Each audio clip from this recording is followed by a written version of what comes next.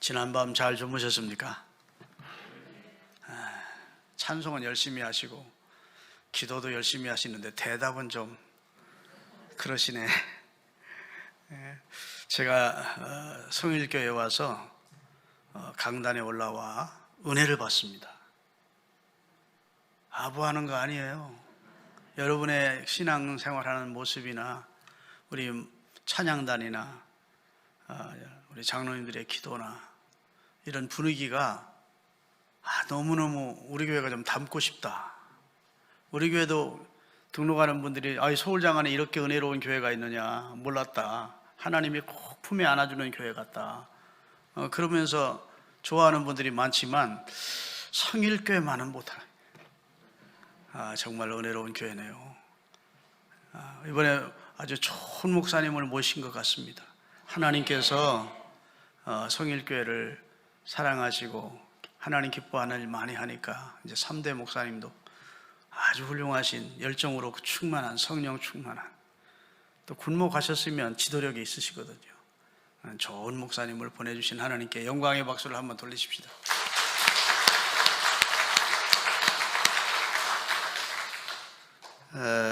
여러분, 우리 행위의 기준이라는 말씀으로 좀 말씀을 준비했는데,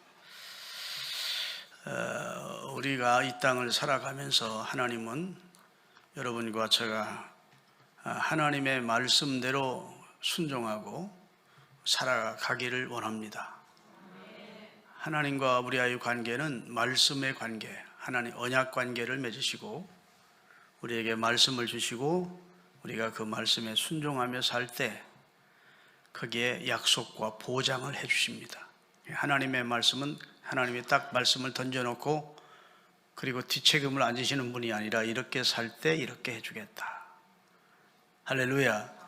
순종할 때 이런 복을 주겠다. 그래서 신명기 28장에 보면 너희가 하나님의 말씀을 삼가 듣고 순종하면 이 모든 복을 네게 줄 것이다. 뭐 떡 반죽 그릇도 복 받는데 몸의 소생도 육축의 새끼도 아멘. 오직 하면 들어가도 나가도 복을 받고 뒤에 있지 않고 위에 있게 하시고 모든 아주 찬란한 약속의 말씀을 주시면서 단 조건이 있습니다. 네가 네 하나님 여호와의 말씀을 듣고 순종하면, 이렇게 말씀을 하고 있어요.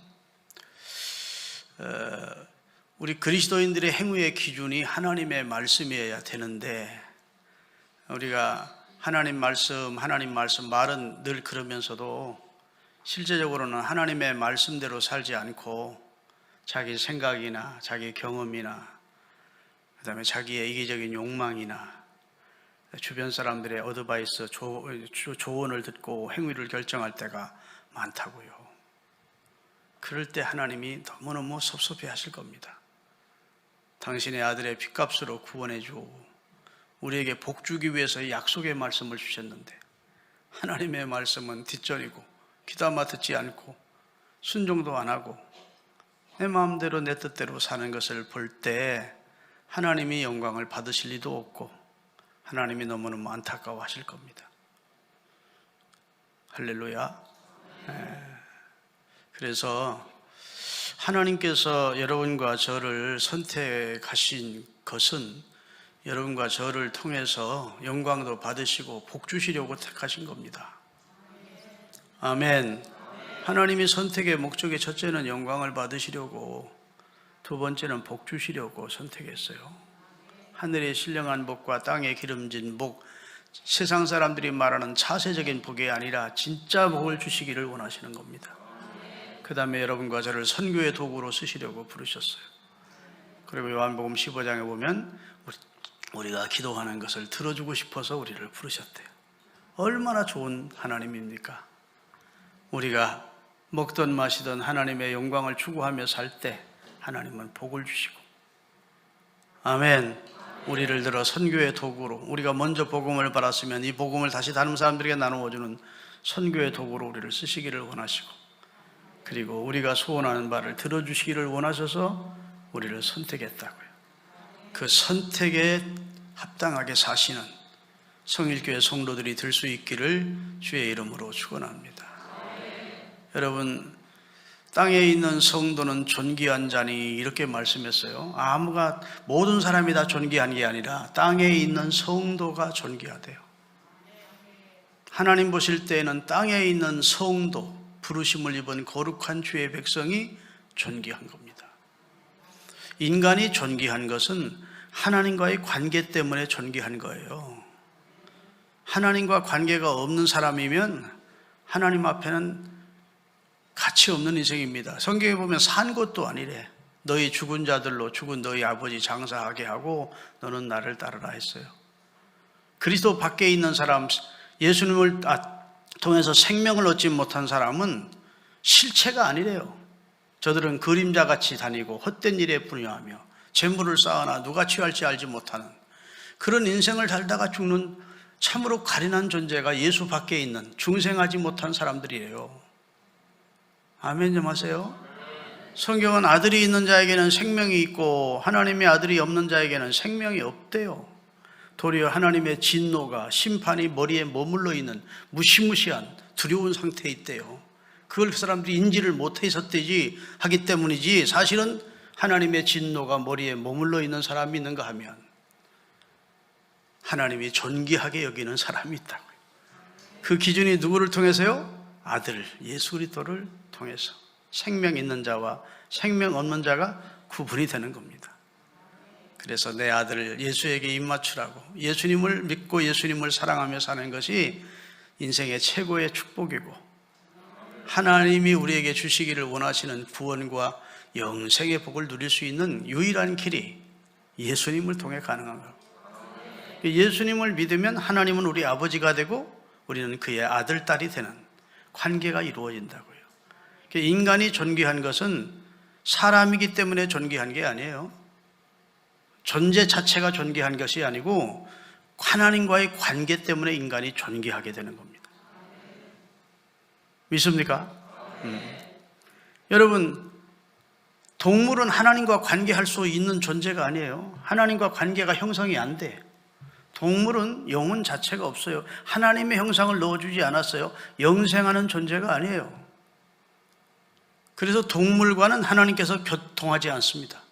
인간의 필요를 따라서 동물은 먹이로 주시기도 하시고 애완용으로 주시기도 하시고 모든 실과도 우리가 막을 수 있도록 하신 것이지, 우리를 위해 주신 것이지 하나님이 동물과 교통하지 않는다고, 식물과 교통하지 않는다고.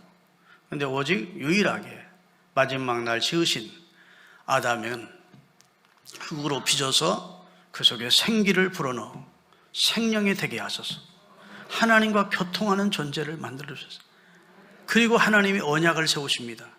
내가 네 하나님이고 내가 창조자고 너는 내 피조물이고 나는 너의 주인이고 너는 내게 속한 자라는 사실을 인정하는 삶을 살게 하기 위해서 최소한의 규범인 선악과를 주신 겁니다.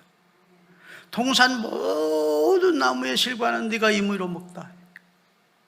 모든 동식물 네가 다스리고 관리하고 네가 다 해라. 모든 열매 네가 임의로 다 먹을 수 있다. 그러나 동산 중앙에 있는 이 선악을 알게 하는 나무는 먹지 마라. 하나님이 너무하신 겁니까? 아니면 하나님의 은총입니까? 은총이지요. 야, 선악과만 먹어. 다른 건 아무리 생명과 아무리 많아도 먹지 마이? 이랬더라면 아유씨 하나님.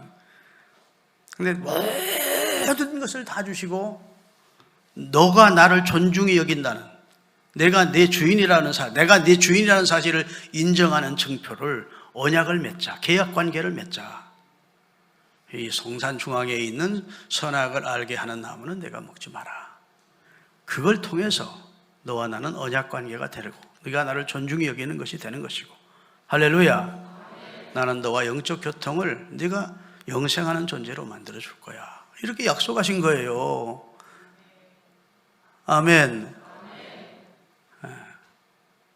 그래서 동물에게는 없는, 하나님은 사람과 교통하는, 사람에게는 우리 속에는 하나님을 알만한 것을 우리 속에 넣어주셨고 천지 만물 속에 하나님의 능력과 신성을 보여주셨고, 할렐루야.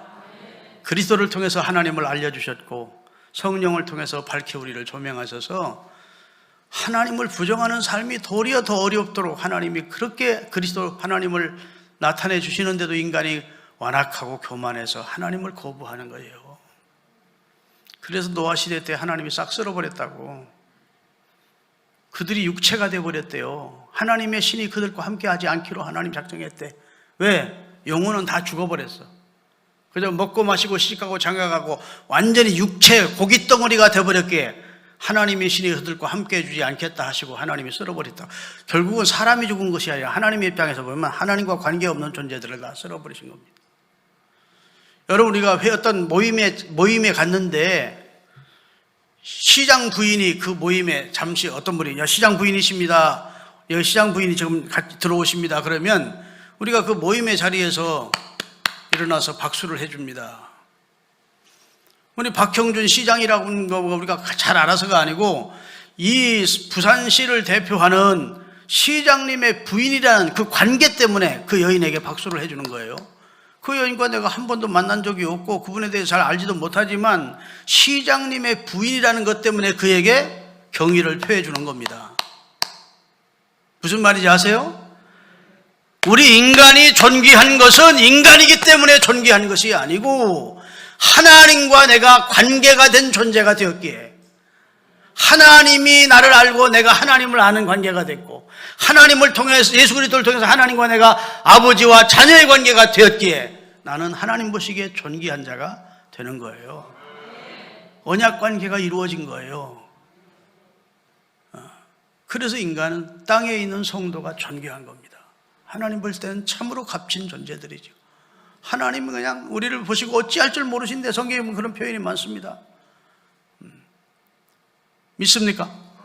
그만큼 우리는 존귀한 자예요. 옆에 분들하고 인사합시다. 우리는 존귀하답니다. 내 말이 아니고 성경이니까 우리 다 존귀한 자로 하나님이 부르셨다고요. 이 금정구에 많은 사람이 살지만 생명이 있는 사람과 생명이 없는 사람이 있다고요. 영생하는 생명과 영생하지 못하고 영멸하는 그런 영생의 생명이 없는 사람이 있다고. 믿습니까?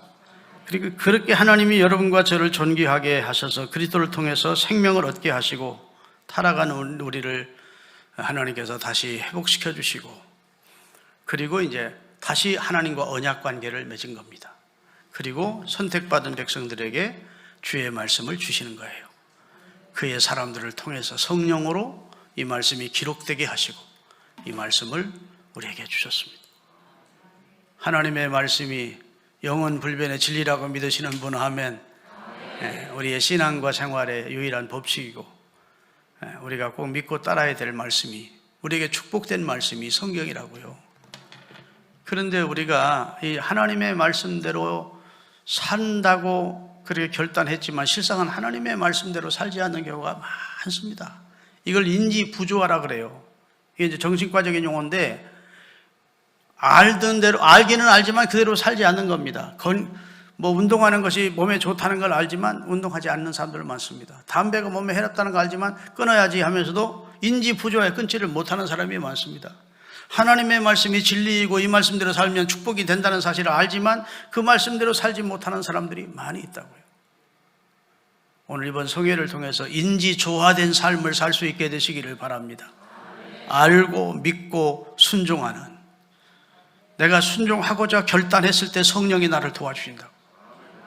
순종할 마음 자체가 없고 그냥 들은 말씀 한 귀로 듣고 한 귀로 흘려버리는 신앙생활이 습관화돼 버리면 신앙생활 수십 년 해도 하나님의 은총과 축복을 경험하지 못하고 그 은총과 축복 속으로 들어가지를 못해요. 그런데 내가 하나님의 말씀을 듣고 읽든지 듣든지 내 마로 하나님의 말씀이 와 닿았을 때 내가 꼭 이 말씀대로 살아야 되겠다. 성령님 도와주십시오. 주님 저와 함께 해주십시오. 도우심을 요청하면 성령은 바로 그런 때를 위해서 우리 가운데 와 계시거든. 믿습니까? 우리를 도우신다고. 근데 결단 자체를 안 해요. 사람이 어떻게 다 하나님 말씀대로 살 수 있어? 이러면서 하나님의 말씀대로 사는 삶 자체를 자녀가 떨어져. 여러분, 하나님의 말씀대로 살기로 오늘 새벽 결심하십시다. 사람의 행동의 기준이 하나님의 말씀이 되도록 하셨다고요. 먹음직하다고, 보암직하다고, 탐스럽게 보인다고 해도 먹으면 안 되는 거야. 왜? 하나님을 존중히 여기고 하나님이 내 주인이고 창조자라는 사실을, 하나님 날 사랑한다는 사실을 믿으시면 아무리 보암직하고 먹음직하고 탐스럽게 보여도 먹으면 안 되는 거였습니다. 동물은 상관없어요. 동물은 먹음직하면 먹으면 되는 거예요. 보암직하면 보면 되는 거예요. 탐스럽게 보이면 취하면 되는 겁니다. 동물에게는 윤리나 도덕이 형성이 안 돼요. 하나님이 동물에게 하나님의 말씀을 주신 적이 없어요. 윤리를 주신 적이 없어요. 도덕을 주신 적이 없어요. 동물은 그래도 지 마음대로 사는 겁니다. 그러나 사람은 하나님께서 사람이기에 하나님의 형상을 담았기에 존귀한 존재를 만드셨기에 하나님이 말씀을 주신 거예요. 믿으십니까? 근데 예수님을 믿으면서 하나님의 아들, 딸이라 하면서도 보암직하면 보고, 먹음직하면 먹어버려. 11조도 그냥 하나님 건데 막 먹어버려. 탐스럽게 보이면 다 취해버려. 그렇게 신앙생활하니까 하나님이 영광을 받지도 못하고 여러분은 축복에 들어가지도 못하고 일평생 신앙생활을 허덕이는 신앙생활하는 경우가 많다고요. 믿습니까? 자, 오늘 본문을 제가 좀 설명할게요. 바울이 죄수의 몸이 돼서 사람 죽인 죄수도 아니고 도둑질한 죄수가 아니라 당시 예수를 전한다는 것 때문에 유대인들의 미움을 받아서 고발이 되어 로마로부터 재판을 받다가 바울은 로마의 시민권을 가지고 있는 사람이기 때문에 나는 황제에게 재판을 요청한다고 상소를 했다고요. 그래서 바울이 로마의 시민권을 가지고 있는 대단한 존재라는 사실을 깨달은 그 로마의 정부에서 바울을 운송합니다. 로마로. 그런데 율리오라고 하는 백부장이 100명의 부하를 거느린 군 장교가 율리오입니다. 그 100명의 부하와 함께 바울을 비롯한 많은 죄수들을 데리고 그리고 알렉산드리아호라는 배를 타고 미항이라고 하는 거예요. 지금은 예루살렘에서 로마까지 한 서너 시간이면 가지만 그 당시는 비행기가 없던 시대니까 배로 이동을 하게 됐다고요. 그런데 이름이 아름다운 미항, 아름다울 미자 미항이라고 하는 곳에 정박을 하게 됐는데 겨울이 닥친 거예요. 그래서 여기서 과동을 하고 가자 했는데 과동을 할 수가 없는 거예요. 왜? 여러 가지 시설이나 여러 가지 여건이 여기는 276명이나 되는 많은 사람들이 한겨울을 날 수 있는 상황이 아니다 싶어서 그레데 항구로 가서 거기서 과동하자 하는 의견들이 나자 그레데 항구로 출항을 하려고 한 것입니다. 그랬더니 기도 많이 하는 하나님의 사람 바울. 여러분, 우리가 기도도 등급이 있습니다. 주일 학생들이 하나님 오늘 건강하게 해주셔서 감사합니다. 오늘 좋은 식사를 주셔서 감사합니다. 그런 기도와 엘리야의 기도는 같지 않습니다. 기도라는 것은 같지만 하늘에서 불을 끌어내리는 엘리야의 기도와 어린아이의 식사 감사 기도는 같은 기도지만 질은 다르지요. 이해되십니까? 바울의 기도는 깊은 기도의 사람이었고 하나님과 늘 영교하는 성령의 사람이었다고요. 바울이 기도를 해보니까 이번에 출항을 강행하면 배뿐 아니라 배도 하물도 다 잃고 배도 깨지고 사람의 생명에도 큰 손상을 입겠다는 하나님의 감동이, 성령의 감동이 온 것입니다. 그래서 율리오라고 하는 지도자, 그다음 백부장을 찾아가서 백부장님, 비록 불편하더라도 이 미항에서 과동하는 것이 좋겠습니다. 지난밤 제가 기도했더니 하나님께서 제게 감동을 주셨는데 항해를 강행하다 보면 큰 풍랑을 만나서 하물도 배도 다 깨지고 우리 생명에도 큰 손상이 있겠다는 감동을 주셨습니다. 그랬더니 율리오가 바울이라는 사람이 로마의 시민권을 가지고 보통 사람과 같지 않은 비범한 사람인 것은 알지만은 그래도 죄수의 말을 듣기보다는 사람들을 불렀지 않겠습니까? 선장도 부르고 선주도 부르고 그다음에 기관장도 부르고 이렇게 불러서 자, 바울이 기도를 했는데 저가 다른 사람하고는 좀 다르더라. 기도하는 사람인데 과동을 여기서 겨울 나고 가자고 그런다. 배를 출항했다가는 풍랑을 만나서 우리 생명에도 큰 손상을 입고 배도 깨지고 결국은 큰 위험을 만난다 한다. 그런 거예요. 그랬더니 선장이 이거 쓸데없는 말씀입니다. 지중해를 우리가 수십 년 다녔는데 이 시기에 그런 큰 풍랑을 만난 적은 없습니다. 자기 경험을 얘기해요. 경험. 선주는 빨리 사람이나 화물을 옮겨야 자기 이익을 채울 수 있잖아요. 그렇죠? 하루라도 빨리 노마에 가서 거기서 물건을 내리고 사람을 내려줘야 수익을 잡을 수 있다고요. 그러니까 물질에 대한 강력한 집착이 그에게 있었기에 선장의 말대로 출항하면 됩니다. 기관장도 그렇고 성경에 자세히 나와 있지 않지만 거기 뱃사람들 모두 다 이거 불편한 여기보다는 그래대로 가십시다라고 여론이 출행을 강행하자는 쪽으로 기울은 겁니다. 근데 이 백부장도 죄수인 바울의 말보다 오늘 본문에 보니까 선장과 선주의 말을 더 믿고, 그건 편견이지요. 따라합시다. 백부장의 편견.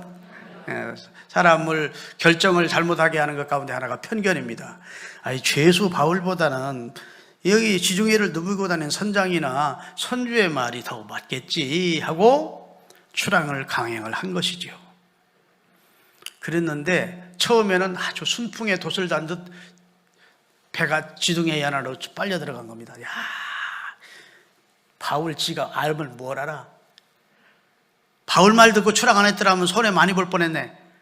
배가 이렇게 바다가 이렇게 잔잔한데 하고 성경 계속 읽으면 득의한 줄 알고 뜻을 잃은 줄 알고 속으로 바울을 비난하고 비웃고 있었다는 겁니다. 근데 지중해 한복판으로 들어가자 유라굴라라고 하는 미친 광풍이 일어나더니 열 나흘 동안 해를 볼 수 없고 낮과 밤이 깜깜한 가운데 알렉산드리아호가 막 뒤집히는 겁니다.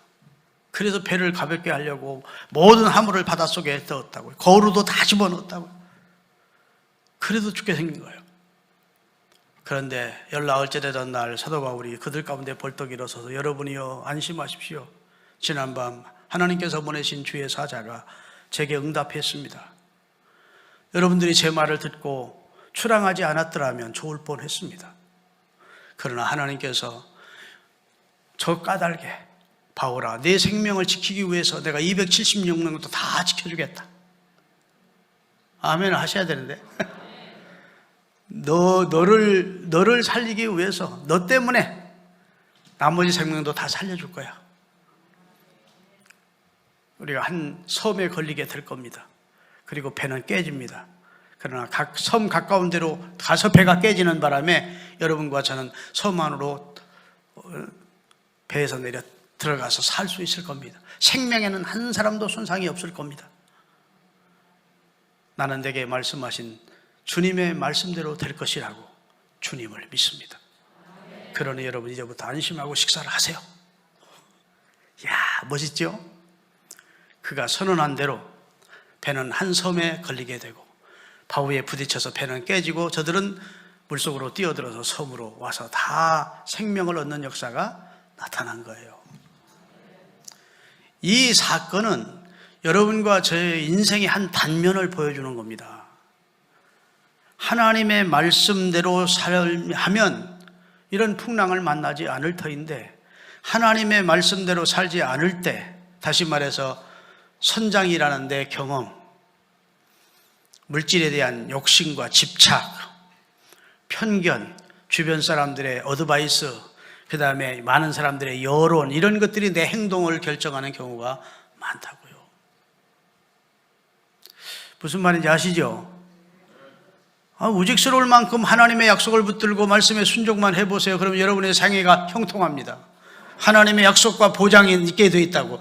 그런데 약삭빠르게 우리 머리를 굴린다고요. 내 경험이야. 이 쪽방만한 머리를 믿는다고요. 내 지식과 상식, 지금까지 살아온 경험, 그 다음에 물질에 대한 애착과 욕심, 이런 모든 것들이 작용해서 하나님의 말씀을 온전히 순종하지 않고 다른 길을 선택했을 때 이런 풍랑을 만나게 된 것입니다. 여러분, 우리가 한 세상 살면서 하나님의 말씀대로만 우직스러울 만큼, 고집스러울 만큼 살아야 되겠다라고 결단하시면 누가 돕는다고요? 성령 하나님이 도와주십니다. 말씀대로 살 수 있도록. 믿습니까? 여러분, 누가복음 5장에 보면 베드로 되기 전 시몬으로 있을 때 예수님이 그 배를 빌려서 백사장에 모인 무리들에게 말씀을 전합니다. 그리고 나서 베드로에게 깊은 곳으로 가서 그물을 내려 고기를 잡자 그래요. 설명 다 안 하겠습니다. 그 내용은 새벽기도 나오는 정도면 다 아니까. 그때 베드로는 선택의 기로에 선 것입니다. 자, 그물 다 씻어놨지. 지금 몸이 밤새도록 그물 던져서 지금 몸이 기진맥진해 있지. 응? 그 다음에 번거로움을 다시 그물 깊은 곳 낮은 곳 밤새도록 다 던져봤지. 자기 경험으로는 낮에는 갈릴리 바다에서는 물고기가 안 잡히는 것이 상식이지. 그런데 지금 목수인 예수가 깊은 곳으로 가서 다시 그물을 내려 고기를 내우라고 하지요.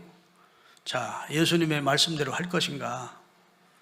자기 경험이나 자기 상식에 근거해서 이 행동을 결정하신 것인가 하는 기로에 선 거예요. 그렇죠? 여러분, 예수님의 말씀, 하나님의 말씀은 상황을 고려하지 않습니다. 우리가 자꾸 상황 하는데 하나님의 말씀은 그냥 절대적이지 우리 상황을 고려해서 말씀하시는 분이 아니에요. 믿으십니까? 상황을 뛰어넘는 말씀이에요. 왜? 하나님은 전능하시니까. 그 약속을 등에 이루실 수 있는 분이니까 우리 상황을 봐서 말씀하시는 분이 아니고 참으로 내가 지금 이 말씀을 순종하기가 쉽지 않다 싶을 그런 내용의 말씀이 감동이 우리에게 올 때가 있다고. 베드로도 그랬습니다. 베드로도. 그런데 여러분, 하나님의 말씀이 우리에게 믿음의 근거가 된다는 것이 확실해서요. 예수님이 베드로의 배를 빌려서 백사장에 모인 분들에게 말씀을 증거했는데 1시간 전이었는지 2시간 전인지 모르지만 말씀이 증거되는데 베드로는 그 밑에 앉아서 예수님의 말씀을 듣게 된 겁니다. 그렇죠? 예수님의 말씀, 목사의 설교를 듣고도 은혜 받고 믿음이 생기는데 하나님의 아들이 전하는 말씀을 1-2시간 들었다면 베드로가 믿음이 생겼겠습니까? 생기지 않았겠습니까? 믿음은 들음에서 나는데, 들음은 그리스도의 말씀을 통해서 가능한데 베드로가 믿음이 생긴 것이죠. 얼마 전에 자기 동생 안드레로부터 예수에 대한 말씀은 들은 적이 있는 겁니다. 아, 내 동생이 말씀하시던 메시아, 이분이 진짜 하나님의 아들이시네? 진짜 메시아시네? 이런 믿음이 생긴 것이죠.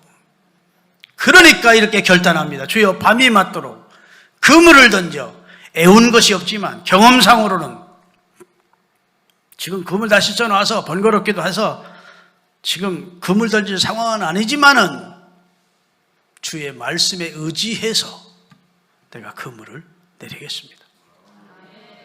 이야, 주님과 함께 그 배를 저어서 깊은 곳에 가서 한 번 그물을 던졌는데 얼마나 많이 잡혔는지 자기 배도 채우고 이웃의 배인 요한과 야고보의 배까지 채우는 축복의 역사가 나타나고 그 사건을 계기로 그는 하나님의 아들 예수 그리스도의 수제자가 되는 은총까지 입은 거예요. 여러분에게 하나님의 말씀대로 살게 하기 위해서 지금 자꾸 이게 제가 예화를 드는 겁니다. 성경적인 예화를. 베드로에게 하나님의 말씀이 주어졌을 때 베드로가 그래, 예수님의 말씀은 맞아 라고 결단하기가 쉽지 않았다고요. 경험상 지금 상황이. 그런데도 주의 말씀에 의지해서 주님의 말씀을 존중히 여기고 순종했을 때 주님이 놀라운 은총과 복으로 그에게 보상해 주신 것을 믿으십시오. 할렐루야. 여러분, 두라 평지에 60규빗이 넘는 금신상을 세워놓고 느부갓네살 왕이 자기 신상 제막식을 합니다. 그 바벨론 나라가 얼마나 컸던지 120도라고 해요. 도가. 그 큰 나라를 이루어 놓은 느부갓네살이 금신상을 60규빗이 그 지금의 10층 높이입니다. 김일성이 저 동상 세우는 것처럼 높이 세워놓고 제막식을 하는 거예요. 문무백관들 다 불러 모아놓고 백성들도 모아놓고 그 두라 평지에서 제막식을 하는데 이제 북소리가 울리면 다 그 앞에 절을 해야 되는 겁니다.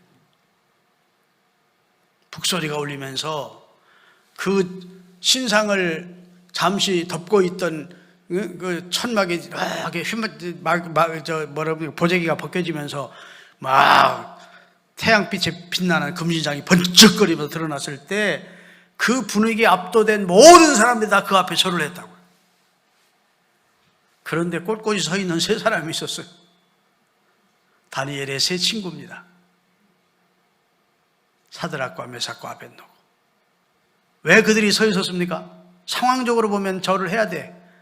느부갓네살 왕이 자기에게 은혜를 베풀어 자기들에게 포로인 자기들을 불러다가 왕립 학교에서 특별히 장학금 주면서 음식 먹여주면서 공부를 시켜가지고 지금 방백인 도지사를 삼아서 자기를 출세시켜주고 성공시켜주고 은혜를 베푼 사람이 느부갓네살 왕이야. 지금 분위기가 자기들이 절하지 않으면 분위기가 싸늘해지고 이 경축 분위기가 망칠 상황이야. 지금 실상은 절을 해야 돼. 초치는 짓 하면 안 되는 게 돼 있어.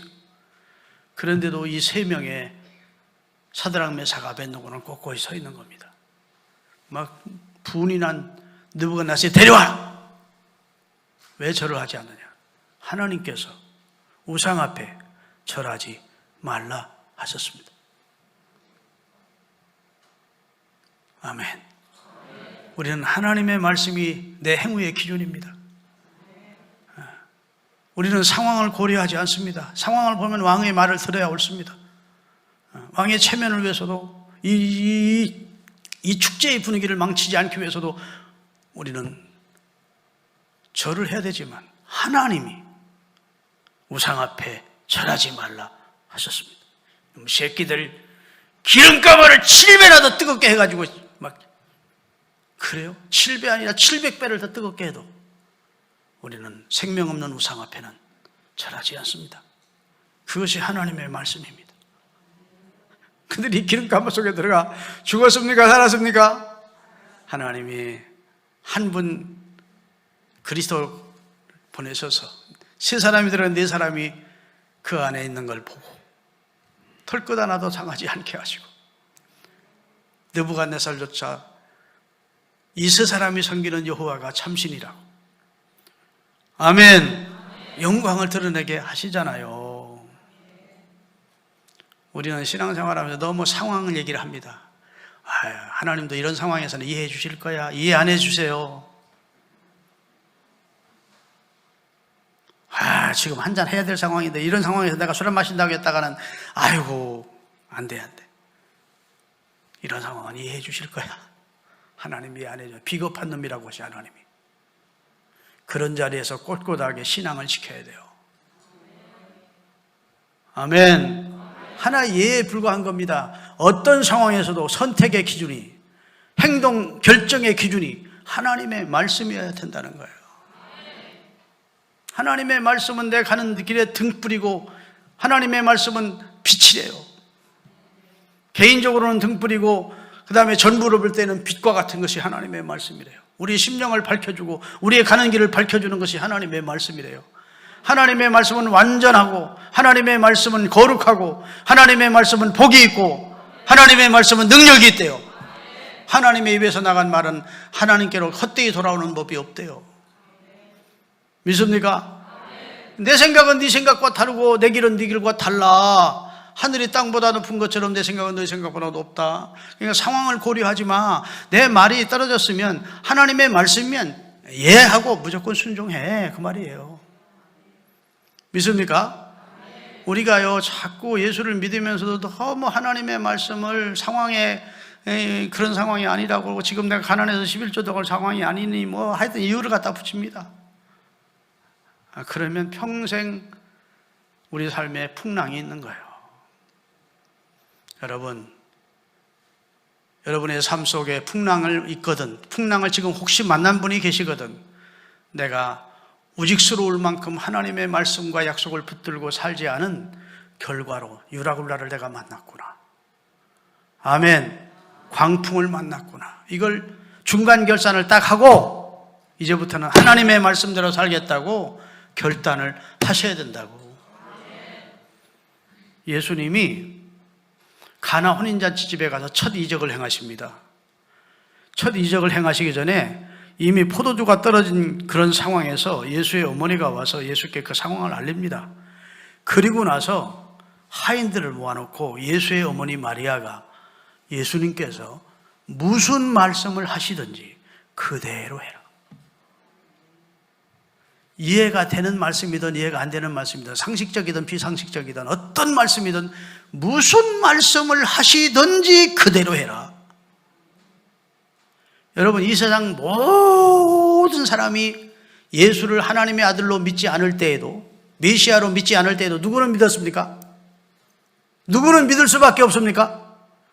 예수의 모친 마리아는 믿을 수밖에 없지요. 남자와 동침한 적이 없는데 성령으로 예수님은 잉태되었고, 천사가 와서 네게서 날 자는 하나님의 아들이라고, 메시아라고, 할렐루야, 인류의 구원자라고 가르쳐 주셨다. 그래서 예수님이 하시는 모든 행동을 마리아는 마음에 두니라 그랬다고. 그런데 예수님께서 30세가 딱 되시자 제자들을 선택하시면서 이제 하나님의 아들로서의 본격적인 공생애를 시작하시는 것을 예수님이 어머니 모친 마리아가 주시해 보다가 이제는 예수님이 메시아로서의 사역을 시작하시는구나 알았다고. 그리고 지금 가나 혼인잔치집은 절박한 상황을 만났다고. 잔치집에 포도주가 떨어졌으니 이 문제를 해결해 줄 분은 메시아이신 예수라고 믿었어요. 그래서 그 상황을 알린 다음 하인들을 모아놓고 저분 예수께서 무슨 말씀을 하시든지 그대로 해라. 아멘. 얼마 후 예수께서 하인들에게 빈 항아리에다 물을 채워라. 채웠더니 연회장에게 갖다 주라 해서 떠서 갖다 주었더니 이전에 맛보지 못했던 진짜 좋은 포도주를 주님이 물이 변하여 포도주가 되게 하시는 이적을 베풀었어요. 예수님이 말씀하시니 물이 변하여 포도주 됐네. 예수님이 말씀하시니 물이 변하여 포도주 됐네. 다 같이 예수님 나에게도 말씀하셔서 새롭게 변화시켜 주소서. 아멘. 여러분, 주님이 하신 말씀을 자꾸 상황을 고려하고 내 경험을 가지고 자꾸 측량하고 내 상식이나 지식 가지고 또 주변 사람들이 고문관들이 어드바이스 해주고 뭐 자문해주고 이런데 여러분의 행동 결정의 기준이 아니고 오직 하나님의 말씀이 여러분의 선택과 행동의 결정 기준임을, 스탠다드임을, 그것이 기준임을 기억하실 수 있기를 바랍니다. 그리고 오늘부터 그렇게 살기로 결단하세요. 그럼 누가 도와주셔? 성령이 도와주셔. 자, 그러면 한 가지만 더 말씀드릴게요. 자, 목사님, 그러면 성경에 대략적인 그런 말씀의 줄기가 있고 뭐 선하게 살라, 뭐 이렇게 살라, 이렇게 살라, 저렇게 살라, 그럼 계명도 주시고 말씀도 주셨는데 내가 어떤 사업을 하고자 하는데 성경을 아무리 읽어봐도 어떤 장사를 하고자 하는데 그런 내용의 말씀은 성경에 없으니 그런 때는 어떻게 하면 좋습니까? 묻는 사람들이 있어. 그런 때를 위해서 하나님은 성령을 통해서 성령의 내적 조명을 주시는 겁니다. 아멘 안 하시네? 내가 어떤 장사를 하고 싶든지 어떤 사업을 하고 싶든지 어떤 일을 하고 싶을 때 중요한 결정을 할 때 아무리 성경을 읽어봐도 그런 내용을 이런 결정을 소소하게 다 기록이 되어 있지 않잖아요. 그런 때에는 기도를 해서 성령의 내적 조명, 성령의 감동을 통해서 하나님이 응답을 주시게 돼 있어요. 성령이 죄에 대하여 의에 대하여 심판에 대하여 우리를 알게 하시고 깨닫게 하시고 함날 인도하신다. 우리가 기도를 하면 베데스다 연못가가 동하듯이 우리 심령을 하나님이 감동시키신다고. 아멘. 하나님이 감동 주실 때까지 기도를 해야 돼요. 앞서가려고 하지 말고 주님이 말씀해 주실 때까지 기도하고 간절히 매달리면 하나님께서 내 안에서 말씀을 하셔. 이상하게 하나님의 음성은 바깥에 들리는 게 아니고 내 안에서 하나님의 음성이 들려. 아멘. 영감이 와. 영감이. 확신이 베데스다 연못가를 동원 감동으로 움직이게 하시듯이 우리 심령을 움직여서 내게 말씀을 주신다. 자, 기준은, 우리 행위의 결정 기준은 무엇이어야 된다? 우리의 행위의 스탠다드가 하나님의 말씀입니다. 다른 걸 고려하지 마세요. 앞으로 내가 이 일을 하나님이 기뻐하실지 않을지 성경이 지지해주고, 성경이 하나님의 말씀이 응원해주고 지지해주는 말씀이라면 해야 되고, 거기에 약속과 보장이 있는 말씀이면 순종해야 되고. 할렐루야. 두 번째, 아무리 봐도 성경에는 내가 지금 결정하고자 하는 내용은 없네 싶으면 그 문제를 놓고 기도를 하세요. 그러면 성령께서 내적으로 우리 가운데 조명하신다, 깨우쳐 주신다, 말씀해 주신다. 그러면 만년이 가도 후회함이 없는 길로 가는 것이고, 결정을 하는 것이고, 내 생각대로 가면 1년도 못 가고, 아니 몇 달도 못 가서 아이고 후회하는 길이 되는 겁니다. 앞으로 후회함이 없는, 하나님이 약속하시고 보장하신 길을 걷기 위해서 모든 결정은 하나님의 말씀이 내 행위의 결정이다, 기준이다. 그다음에 성령의 감동을 따라 살겠다. 그래서 말씀과 성령으로 인도받는 우리 성일교회 성도들이 되시기를 주의 이름으로 축원합니다. 우리 주여 한번 하고, 하나님, 지금까지 내 삶이 오직 하나님의 말씀에 의지해서 순종하는 삶이 아니었기에 많은 유라굴라를 태풍을 만나는 어려움이 있었지만, 이제부터는 오직 하나님의 말씀에 의지해서 순종하는 삶을 살겠습니다. 그런 힘을 제게 주십시오. 저를 성령으로 도와주십시오. 이렇게 우리 주여 한번 하고 기도하도록 하겠습니다.